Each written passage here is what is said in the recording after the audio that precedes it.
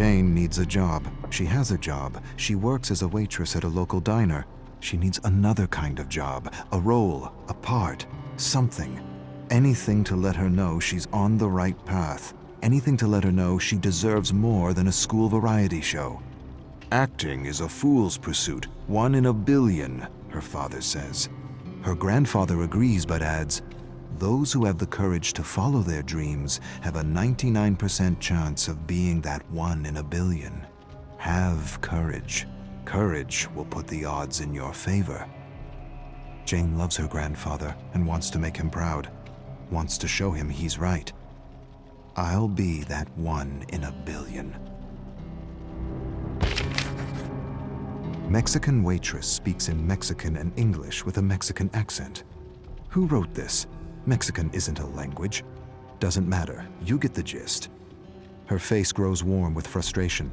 The accent isn't necessary. Why? Why the accent? Why can't it just be waitress? Waitress who speaks English.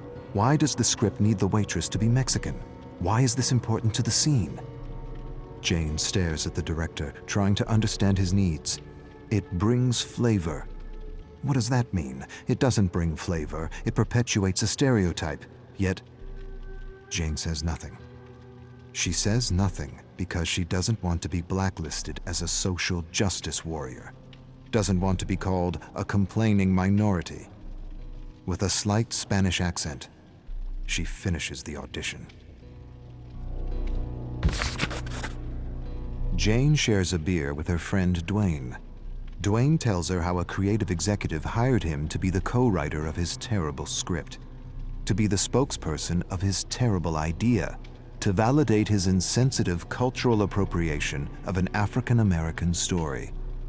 The creative executive wants to make a minority film because it's a fad, the quickest way to be recognized, the fast track to fame for a hack. Many writers told the hack his script was wrong on so many levels, badly written, disrespectful, boring, insensitive.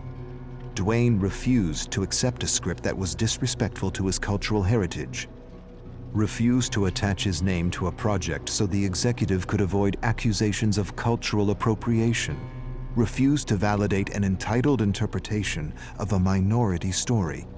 The executive discredited Dwayne by calling him a social justice warrior, fired him. Jane sighs sadly for her friend. At least the script won't get produced. Dwayne raises a skeptical eyebrow.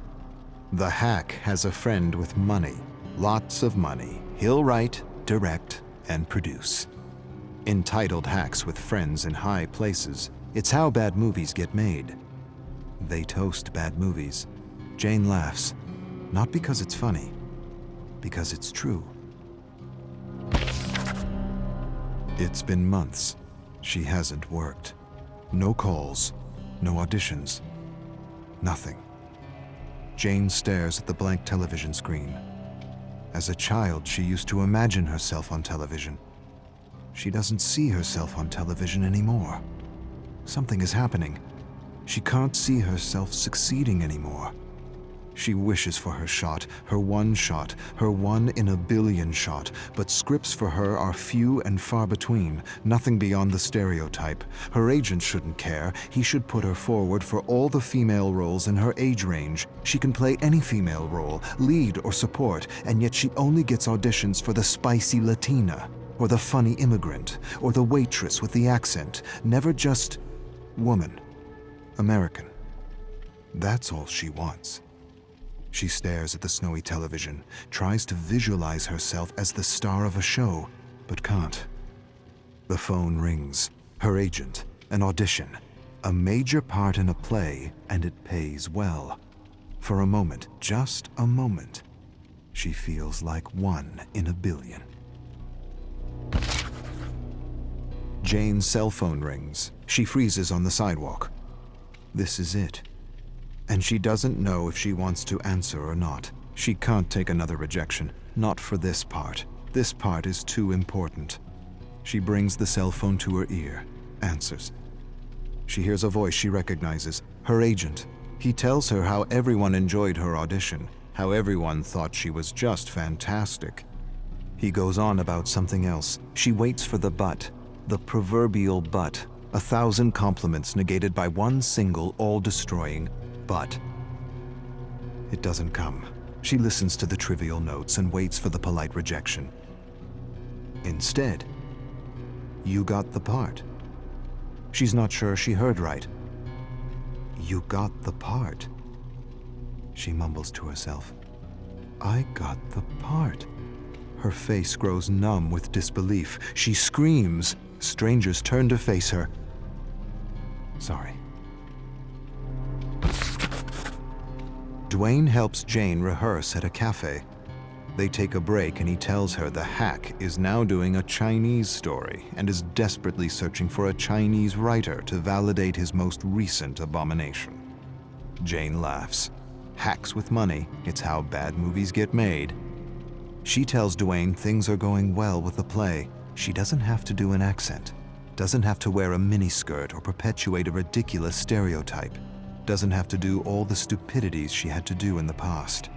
This is a real gig, a meaningful gig, a gig she can share with her family.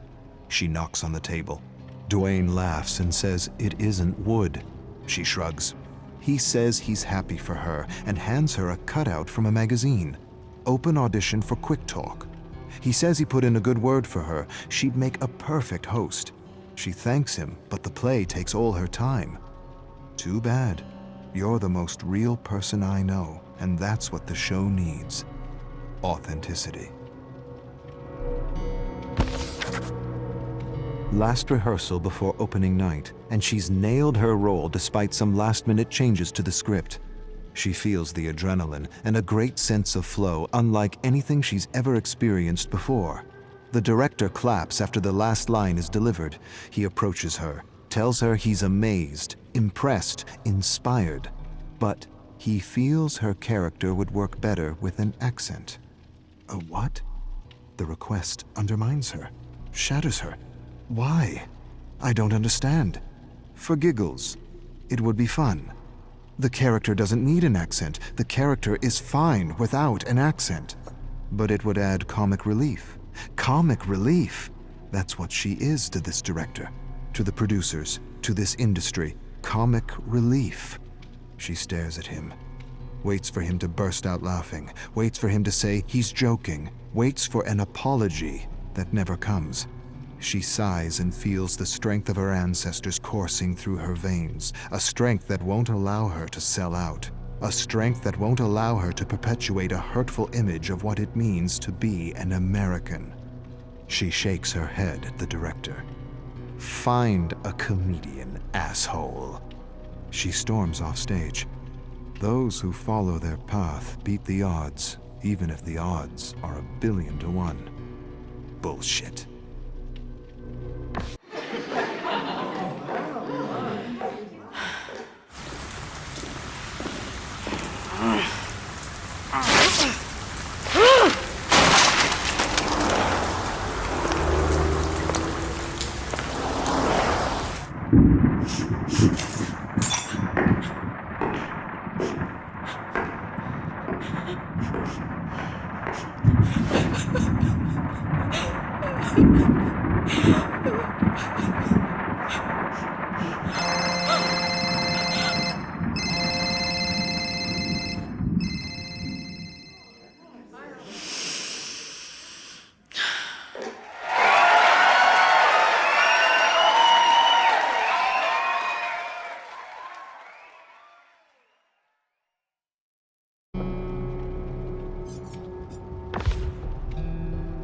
King scrunches his broken fist.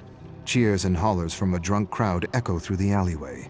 He stares at his fallen opponent, bleeding face, busted nose, chipped teeth. He kicks him in the mouth to put the finishing touches on his handiwork. He never lost a fight. Not now. Not ever. Always bet on King. He glances over the crowd, spots Donnie, an old friend with a gambling problem. Not much of a problem if he continues to bet on me. King looks at his watch. He's late for a family meeting. King's father gives his mother hell for talking back for something he didn't quite understand. It's always the same crap. King grinds his teeth. blood and warmth rush up his face. Every scrap, every single one he won because he saw his father's face on his opponent. He wants to lash out, to say something, anything. But to say something is to be cut off. But this time he's not thinking straight, or maybe he is. His father raises a hand to strike his mother. It happens faster than the thought to perceive it. One moment he snatches his father's arm, the next he's beating him black and blue for years of accumulated shit. He walks away while his mother tries to help his father up. "You're out. Never show your face here again, ungrateful bastard. Get out." He never really had friends. Not real ones, anyway. He had an entourage. A group of sods enjoying the high life with his credit card. Now he has no one. Not a single bloody friend to help him out. He had friends once upon a time in school, but that was long ago. He needs money. But money doesn't grow on trees, and no one wants to challenge him, not after what he did to his last opponent. He needs a job. His accounts are near empty, and his old careless spending habits are hard to break. He meets with Tommy. Tommy has no room for him in his apartment. Wishes he did, but he doesn't. Mick wants to help, but his old lady won't let him. Same with Bill. And Harry, his ex has moved on and she doesn't want to see his face. Something about being a shithead. He can't live in a hotel room forever. It drains the account. He remembers a face he recently spotted in a crowd at his last scrap. They were friends since they were toddlers. He was a genuine friend, even if they went separate ways. King looks him up. Castle Drive. He hails a taxi. King hasn't felt real in a long time. He sits in Donnie's apartment drinking old ale, realizing how much he misses genuine heart-to-hearts. Donnie was his friend before he realized he came from money. The rich aren't really rich. He's not sure why he thinks this or what it means. It's just a random thought. The ale talking, as it were. Donnie says he can stay until he figures things out. He's not sure when that will be. It doesn't matter. A sudden rap at the door startles him. Donnie stands, opens the door to reveal a few men in black leather jackets. Muscle. King doesn't hear much. What he does hear, he doesn't like. Donnie owes money and can expect a bundle of lead in the face if he doesn't pay. He laughs when he returns to the kitchen table. "It's your fault, King. I don't know who to bet on anymore." King lost his last 3 jobs and is going back to what he does best. A challenger steps into the circle in the dimly lit alley, double his size, massive. King doesn't care. A head's a head. He'll go down like the others. Crowd calls him the Ghetto Masher. The Ghetto Masher glares at him. The ref spits out rules he's heard 1,000 times. King stares at him and sees not his father, but his opponent. A bell sounds. With a bestial snarl, the Ghetto Masher lunges. King evades a wild blow that would have ripped his head off. He feels strange, unresponsive, confused. Donnie screams at him. He glances at him as he receives a massive fist to the skull. Black swirls across his eyes. He doesn't remember the thud against his skull. He doesn't remember his legs buckling. He doesn't even remember collapsing in a pile of festering garbage. He only remembers waking up on the couch in Donnie's apartment. He's lost his edge. His anger. His rage. His hate. Was that all he was? Donnie's asking if he's okay, and he's not sure. Am I okay? Will I be better? I don't know. Was it just a fluke? A lucky shot? Happens to the best. I feel wrecked. I am wrecked. Donnie bet the last of his cash on him. King's getting the hang of working behind a bar. Donnie sips a beer and tells him he needs to find another reason to fight. King tells Donnie he needs to get home before the beer he's drinking turns to piss, before he gets in trouble. Too late. King spots 2 men. They approach Donnie, grab him, usher him into the basement. Not a good sign. King rushes to help, but his manager yells at him to stay behind the bar. Screw it. He leaps over the bar and rushes to the basement where he finds Donnie being beaten by Ghetto Masher and Uncle Brass watching in his chair. King doesn't hesitate. He tackles him. They exchange deadly blows. Ghetto Masher can hardly keep up. Uncle Brass sends others after King. Doesn't matter. King's a whirlwind of destruction. He cracks Ghetto's knees and thrusts his thumbs into his eye sockets. An eyeball pops out, still attached to a series of nerves. Cries of terror. Ghetto Masher cups his eyeball, screaming for medical help, staggers and slams against the wall as more ruffians attack. Stop! Uncle Brass stands and approaches. It's well within my power to rip your fucking head off for what you did to my boys. King staggers to his feet. Not a bloody joke, am I? His debt is paid if you work for me. He straightens up and brushes his jacket, smiles. Always bet on King.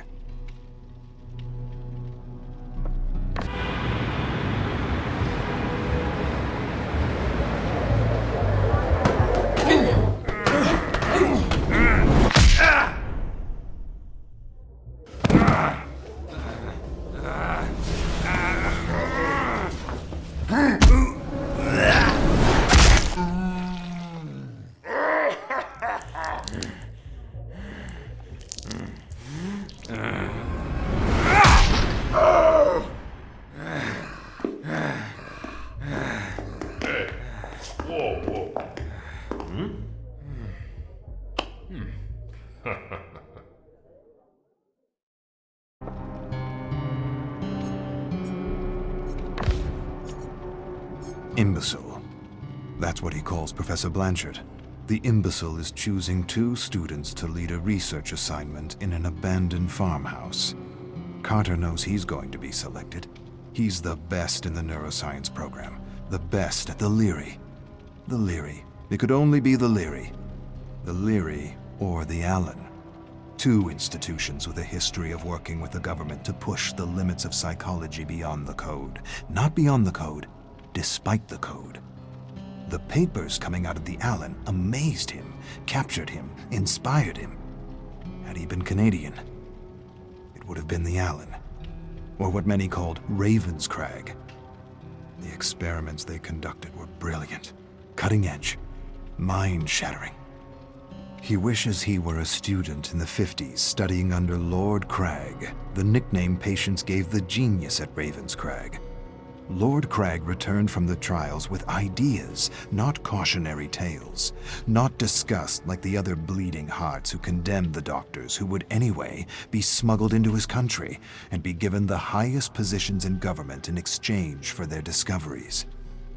Lord Crag took the experiments he had heard about to the next level, and Carter hopes to do the same. But not with this professor, not with Blanchard, Dr. Blanchard, Dr. Bleeding Heart Blanchard. He has no idea what real power is. Real power is freedom. True freedom. Freedom beyond the limits of ethics and morality. Carter's leading the research assignment with another peer. The challenge? Secure the secret word through the good doctor, bad doctor interrogation technique put forward by some other bleeding heart imbecile at some other institution. He's bad doctor with a code, a list of do's and don'ts the imbecile gave him. Very limiting, too limiting, self-limiting even. How is he supposed to secure anything with these limits? Surely he realizes how futile the experiment is with this code. Nevertheless, he tries. He shouts at a fellow student sitting across the table from him. Shouts? Big deal. Tell me or I'll... Shout again. The student doesn't take him seriously. He's play-acting fear. It's all make-believe for him. I should smash his skull and yank the secret word out of his substandard mediocre brain. Second day, and nothing. Carter's frustrated, really frustrated. At least they're tied up, all 7 of them, but it's still not enough. They need to take the interrogation to the next level, deprive them of food and water. They'll talk. When their cells begin to self-cannibalize, they'll talk. Better yet, he wants to deprive them of sleep. Sleep deprivation. removes masks, lowers guards, makes prisoners talk for the promise of a few minutes of sleep. The 7 prisoners stare at him. They know they're safe. He can see it in their eyes. Limits. No one got anywhere respecting limits. He despises his colleague, Good Doctor. He'd have the secret by now had he been working alone and without a code. Ridiculous limits. Skinner knew better. Put his own kid in some kind of a box for years just to see what it would do. Huxley worked for the Secret Service and wrote Truths as Lies in Brave New World. War of the Worlds was another great test in mass propaganda. The power of the radio to induce fear and anxiety in an unsuspecting audience. The power of fear and anxiety to inspire silence and indifference and create perfect consumers. Ethics, morality, limits. For sheep, not shepherds. Carter feels anxiety unlike he ever felt as he watches Good Doctor interrogate one of his classmates. He approaches him from behind with a piece of wood, something he found on the ground, raises the makeshift club. Before he realizes what he's doing, he pounds the Good Doctor's head. Pretend fear becomes real fear as his fellow students stare at him in horror. No more Good Doctor. No more rules. No more limits. Except the limits of his imagination. Carter ties a student to a chair. Warm blood drips everywhere. He twists pieces of flesh off his face. The sheep look away, but never up. With terrible moans and squirms, he gets a secret word from each and every one of them. New, Reich, Horizons, Fourth, Bird, Kill. His classmates beg to be released. They sob and agonize in their chairs. They plead the experiment is over. You have the words. You win. We're done. Carter smiles. He's still got a few days. A few more days and a few more experiments to run. Could put his career at risk. But he's got the Good Doctor to take the fall. I'll take what I learned from Lord Crag and lobotomize these imbeciles and manipulate... No, not manipulate. Manufacture. Yes, manufacture reality. Music blares. Eyes are kept forced open with toothpicks. Carter piggybacks a looping song with an inaudible subliminal frequency to evoke fear, anxiety, and discontent.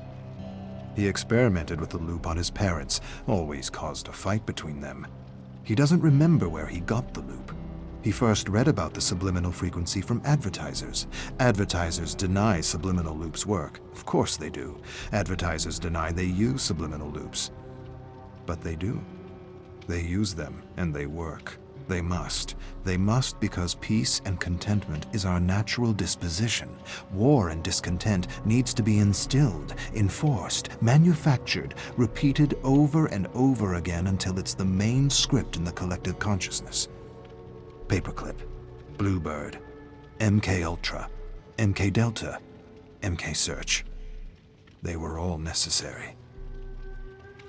Lord Crag had the right idea, good instincts.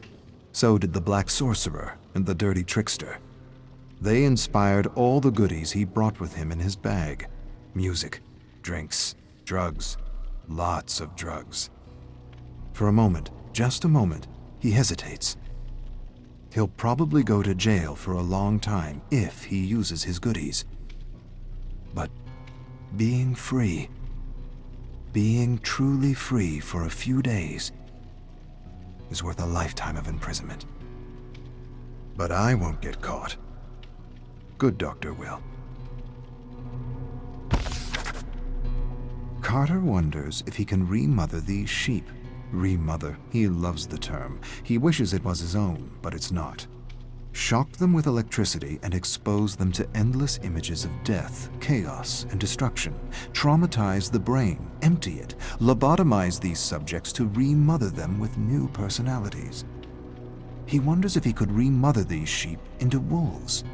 Get them to kill each other. Better yet, turn these good, law-abiding students into serial bombers.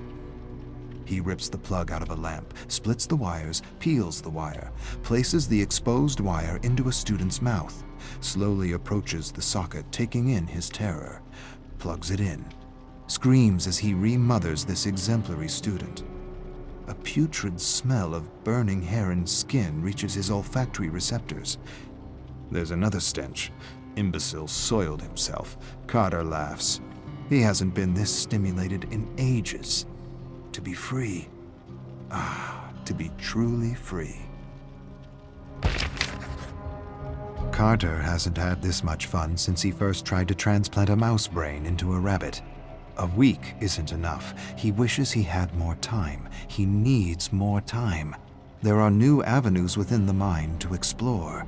Too many avenues, not enough time. He wishes he had the tools to operate on their brains. There are knives in the kitchen. Could work. Not surgical precision, but good enough. He's read about a gland in the brain that looks like an eye, a gland that supposedly secretes DMT, a kind of mystical drug. He wonders if he can extract it from a living subject. He wonders what a good dosage of human DMT does to a test subject.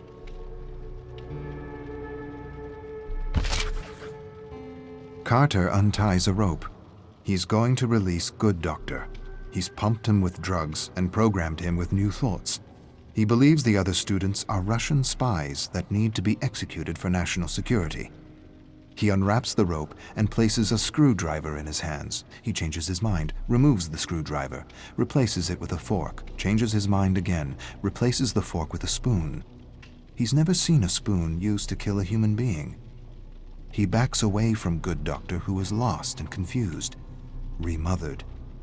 He says a phrase. The moon is down. Confusion becomes clarity as Good Doctor stands and approaches the Russian spies with a spoon. Brilliant. Bleeding Heart Blanchard returns to the farmhouse with a group of men Carter's never seen before. They look like government men. He suppresses a smile and tells them Good Doctor got out of hand, took things a degree too far. He barely got out alive. Blanchard tells him to shut up. His tone is different. He doesn't sound like an imbecile. We taped the whole thing. Carter exchanges a look with the men in black suits. He doesn't understand. The imbecile enters and does the unexpected. He stares at the barely breathing student unperturbed. No fear, no panic, no emotion, nothing. He grins and mumbles something to himself in German. He turns to Carter with a smile. His smile turns to a grin when the men in black suits handcuff and arrest him. Blanchard whispers, "Looks like you had your chance to make merry hell and took it. The cuffs are just for appearances." I don't understand." "Yes, you do. You understand much more than the others. Welcome to MK Awakening."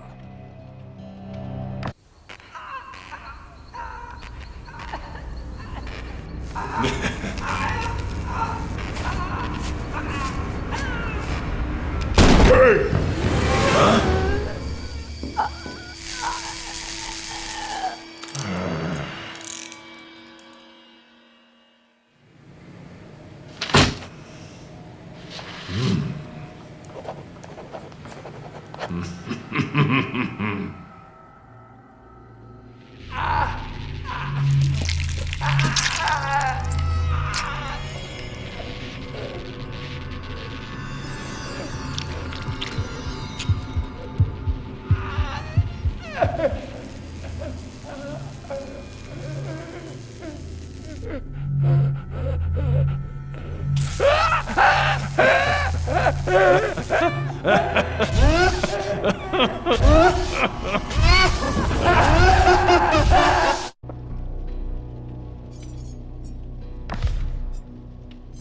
Rin sits at her desk, dreading the end of the school day.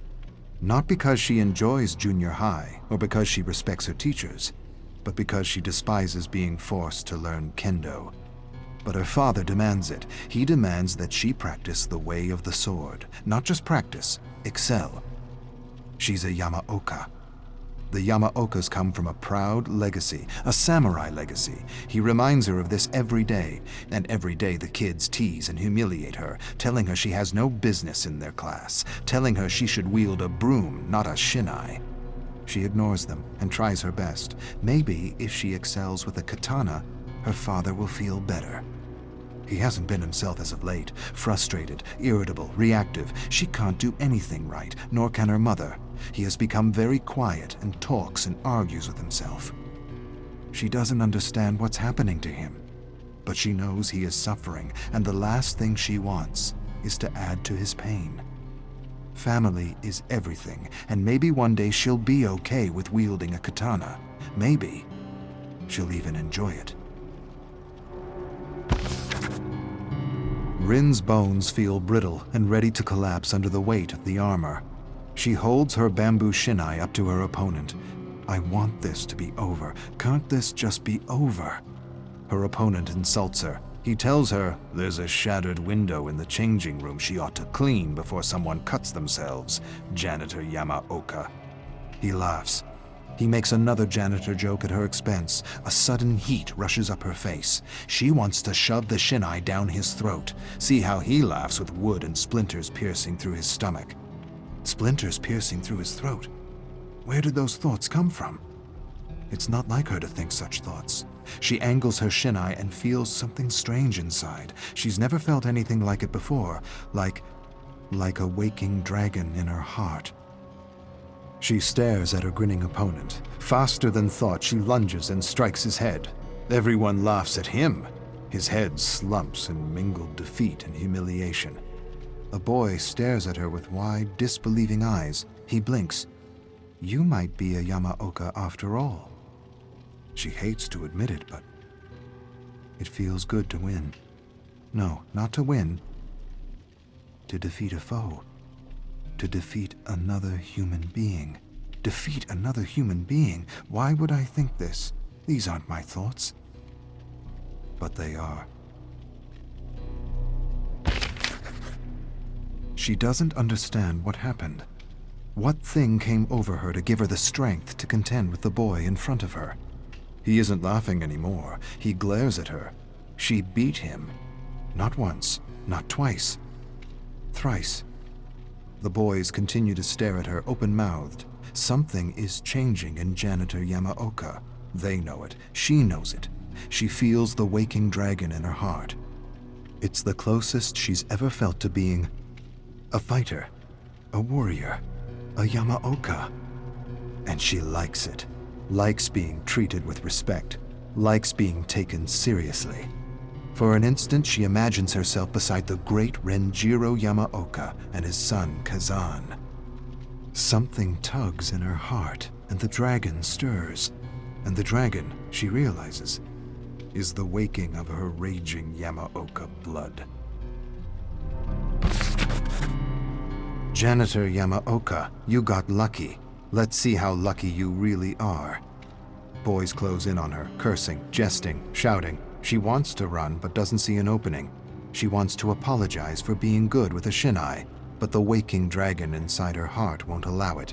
She didn't do anything wrong. She has no reason to apologize. She finally did what she was supposed to do, and now they close in on her as though she had cheated, as though they could see the dragon that had helped her. She feels scared. Where is that dragon now? Where is the spirit of her ancestors? She raises a pleading hand for her abusers to stop. You will pay. You made me look foolish.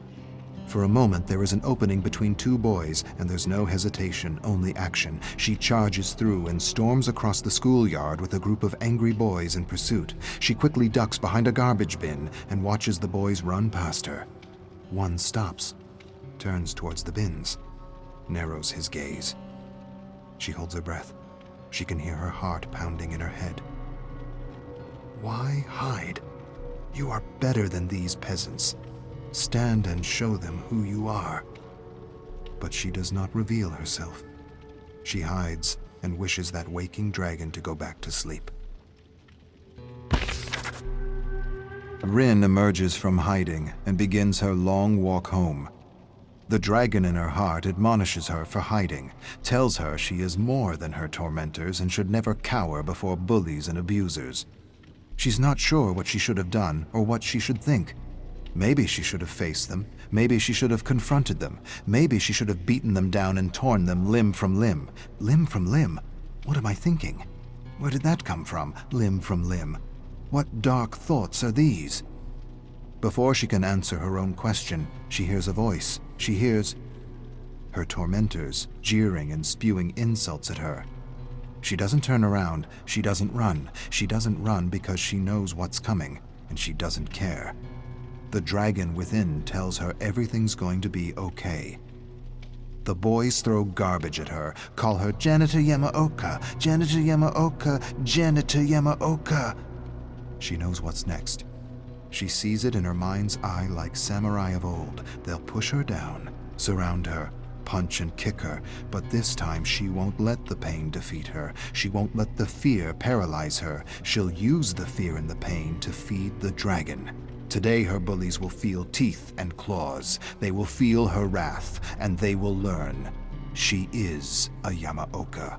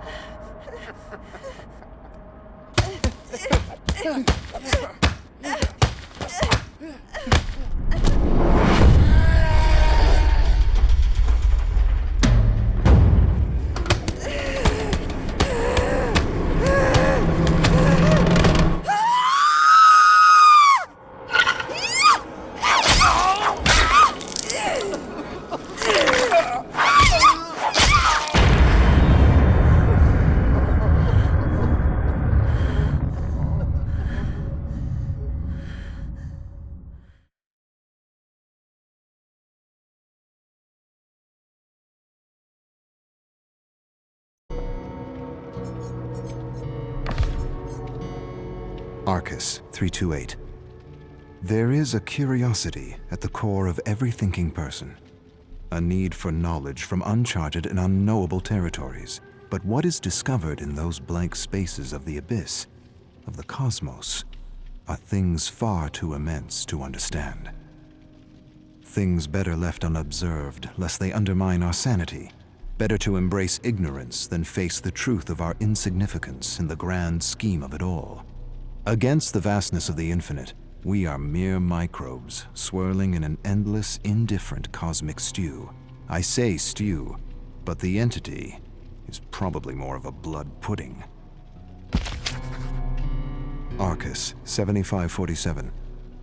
Whiskey deep into the night. A strange aftertaste, a flavor from a world which makes the best whiskey. Whiskey dreams are some of the most pleasurable. Dreams of home, with friends and family, enjoying time lost. When my senses returned, I realized I had turned my palace of a prison upside down. I remembered none of it. Everything a drunken blur. So many paintings and statues I had created from memories from other worlds. Shattered. I'm losing my grip on reality, and maybe that's a good thing. One day merges into the next, and I'm lost in a storm of whiskey, screams, and endless streams of broken memories.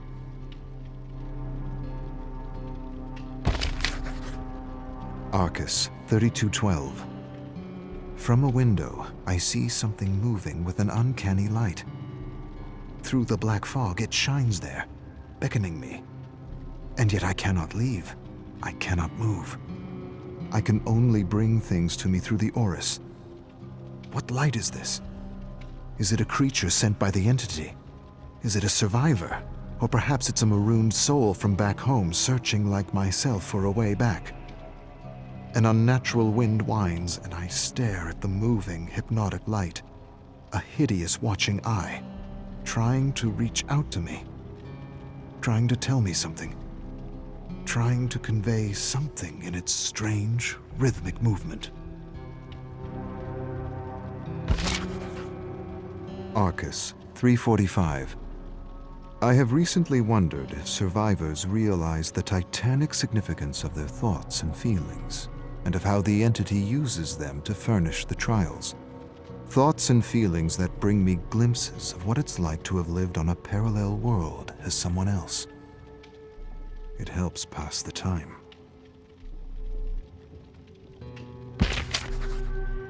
Arcus, 1043. I look and observe the realms of the entity with eyes that see disharmony, chaos, fear, and terror. And yet I acknowledge I may be swayed by appearances, and that there may be another truth beyond the veil, and it feels futile, if not absurd, to try to put to words what I am seeing.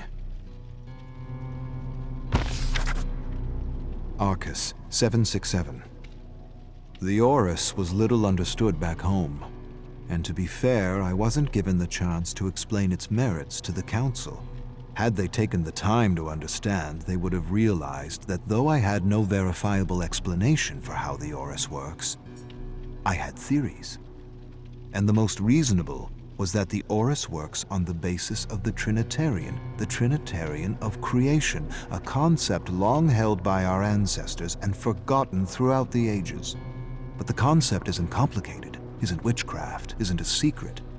It simply suggests that it takes two things to create a third, a father and mother to create a child, an idea and passion to create something new, something real, something lasting and meaningful, a thought and feeling. Therein lies the best theory of the Orus and how it is able to create with auric particles. The failing of other pioneers back home is they believed thought alone was enough, when in reality it is only half the equation. The other half is emotion, for it is feeling and passion that fuels the fires of creation. The Orus amplifies and manifests and forges something new using the mold of thought and the fires of passion. Or, I've been here too long, and I'm grasping at theories to pass the time. Arcus, 293. Things could have been worse. I could have been banished in a dimension without auric fog, containing the memory imprints of countless victims. Memories that keep me entertained and busy with my coin and spirit collections. And the music. The variations from parallel worlds. It helps pass the time. In a twisted way, I think what I'm admitting is that I'm glad the entity takes what it wants, when it wants, from the Omniverse. Arcus, 632. Through a rift, I believe I culled another memory of Vigo, manifesting reality within the entity with something reminiscent of the Orus. How he came to understand the machinations of the fog is both puzzling and inspiring. It suggests to me that perhaps this place enhances one's connections to our infinite selves throughout the Omniverse.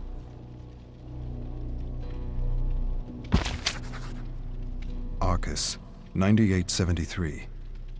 King has this way of doing things that are quite amusing. One of my favorite memories I return to time and time again whenever I need a lift is Memory 2332. Gasoline Man.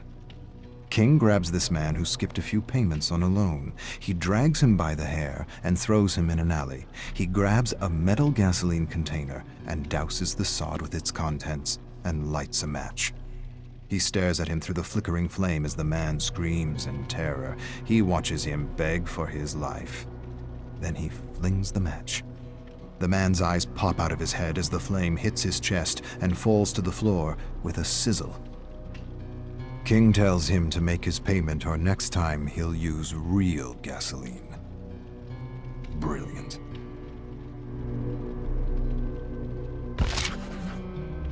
Arcus, 9082. Max has quite an arm. A farmer made his way out of a barn, and with one well-aimed blow with a spade, his head was severed from his shoulders and 2 spouts of hot blood burst from his body like geysers. He watched the headless man stagger stupidly and collapse in a growing puddle of steaming blood. I have to admit I've gone through this memory more than once. It's one of my favorites. I find Max disturbingly amusing and the illusion of death fascinating. At a distance.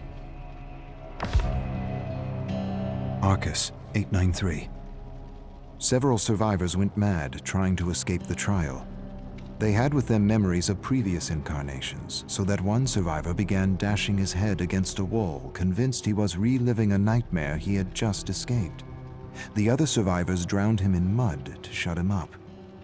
It seems to me survivors are torches growing dimmer and dimmer with every trial. Some stop to feel altogether and are doomed to the void. Others go raving mad and need to be silenced by others. Arcus 223. I felt an uncanny and unseen presence in the archives as I contemplated the entity. I could hear the labored breathing of killers standing outside my prison. I looked out into the dark, raging fog and saw nothing. Either the entity is aware of my presence and is preparing to send killers to put an end to my plans, or the memories of survivors are somehow merging with my personal memories, and these sounds are mere side effects of overusing the Aurus. In the end, it doesn't matter. If I could end the entity, I would, even if it meant my own demise. My life is little to pay for the salvation of the worlds it will destroy. Arcus 1032. Jumbled experiences of brutal killers and weird rituals of godless brutes from worlds too dark to care. I jerked myself straight out of one memory that pulled me into a cavern of bodies with an odor so repugnant I was retching for hours. I still have that horrible taste in my mouth and shudder at the thought of that smell. That horrible smell. Rotting humanity. What foul creature of a man had made this festering hole his lair is beyond me. Arcus 7456. I am taking notes under incredible mental strain. I have had flashes of survivor memories overrun my senses all day, and I'm trying to focus on home and gather myself. I haven't used the Aurus for some time, and yet I have been pulled in and out of these lives randomly. These records, these archives will, I imagine, help me remember myself, should this Aurus nudge me into the abyss.